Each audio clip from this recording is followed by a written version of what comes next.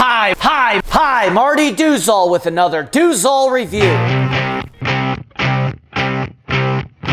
If you're watching this, you're probably where I was a few weeks ago. Does this company really think they can reproduce what is arguably the best saw ever made and do it for under 300 bucks? Wait, let's back up a little bit. For those of you living under a stump for the last 20 years, the MS200T was renowned as the holy grail of climbing saw. Was a German-powered 7.7-pound savior to the professional tree climbing world.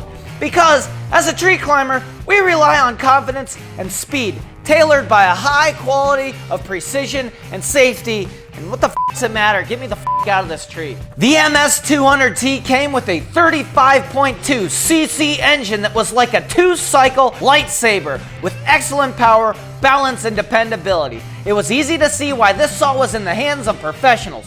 But then something horrible happened. In an effort to reduce carbon emissions, the steel company stopped producing the MS200T and replaced it with an eco-friendly 201. Tree climbers were really pissed. This 201 was tuned down to reduce emissions of unspent fuel in high RPM. But now with the evolution of reproducing things that were once nice and now are made of cheap China parts, the G111 was manufactured. So, is it worth the money? I was willing to take the challenge because that's what I do. I waste my f***ing money so you don't have to. Wasting money is freaking great because I'm a millennial.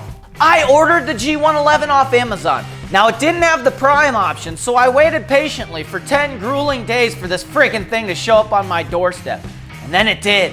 The saw was sold to me as a power head only, so I went and picked up a Stihl MS200 bar, a 14-inch bar, and a brand new chain for both saws, just to make sure that the race was fair. While unboxing the saw, I took a good look to see how this thing was manufactured, see if they cut any corners. I even took a file to it, I pulled the spark plug out, and just as suspected, you see some lower quality Chinese parts, but overall the saw looks identical. I went ahead and installed the dogs, threw the new bar on there and new chain, gassed and oiled it up, and I ran a little bit of fuel through it to help get rid of some of that assembly lube and packaging grease. That way we knew she was hitting at peak RPMs for the big challenge. So the saw doesn't look bad for 300 bucks, but how does it compare to the real MS200T? You're about to find out.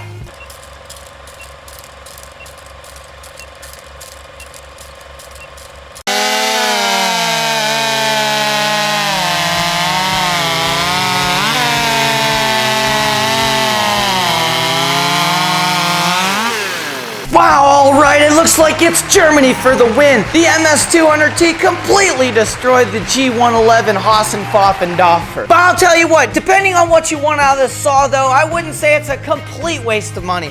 First off, you can't even get a 200T anymore. Unless you're going to eBay or Craigslist, you're gonna have to buy a used one. Other than that, you're completely out of luck. Second, it cuts about half the speed, which is amusing because it's half the price. So depending on exactly how long you expect to get out of it, it's not the biggest complete waste of your money. If this was my saw, I would certainly mix my 2-cycle a little thick on the oil because it's probably going to need all the upper cylinder lubrication it can get. I would also avoid over revving this saw because God knows it's probably not going to take that heat too well.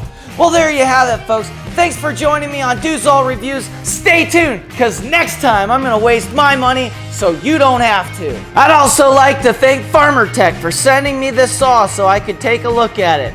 I'm just kidding. I don't speak Chinese.